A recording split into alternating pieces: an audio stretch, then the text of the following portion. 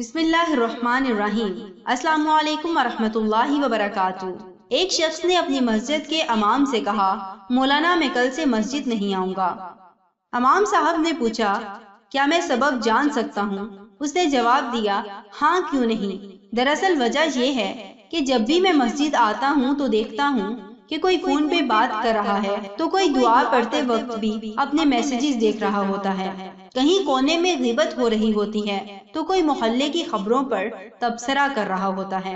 امام صاحب نے وجہ سننے کے بعد کہا، اگر ہو سکے تو مسجد نہ آنے کا اپنا آخری فیصلہ کرنے سے پہلے ایک عمل کر لیجئے۔ اس نے کہا، بالکل میں تیار ہوں۔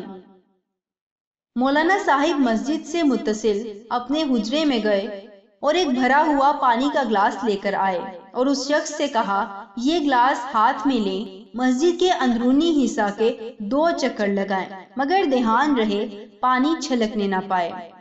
اس شخص نے کہا، اس میں کون سی بڑی بات ہے، یہ تو میں انجام دے سکتا ہوں۔ اس نے گلاس لیا اور پوری احتیاط سے مسجد کے گرد 2 چکر لگا ڈالے۔ مولانا کے پاس واپس آیا اور بتانے لگا کہ ایک قطرہ بھی پانی کا نہیں چھلکا۔ امام صاحب نے کہا، یہ بتائیے، جس وقت آپ مسجد کا چکر لگا رہے تھے اس دوران مسجد میں کتنے لوگ فون پر باتیں یا غیبت یا محلے کی خبروں پر تبصرہ کر رہے تھے؟ اس نے کہا، مولانا میرا سارا دھیان تو اس پانی پر تھا کہ یہ نہ چھلک جائے، میں نے لوگوں پر توجہ ہی نہیں دی۔ امام صاحب نے کہا، جب آپ مسجد آتے ہیں تو اپنا سارا دھیان اللہ کی سمت رکھیں۔ جب آپ خالص خدا کے لیے مسجد میں آئیں گے تو آپ کو خبر ہی نہ ہوگی کہ کون کیا کر رہا ہے۔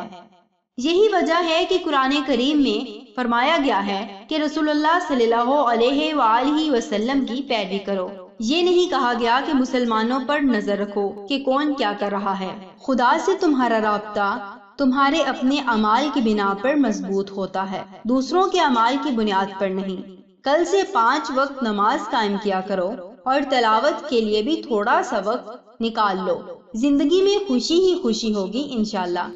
اللہ پاک ہم سب کا حامی و ناصر ہو۔ جزاکم اللہ خیر، احسن الجزا۔ السلام علیکم ورحمۃ اللہ وبرکاتہ۔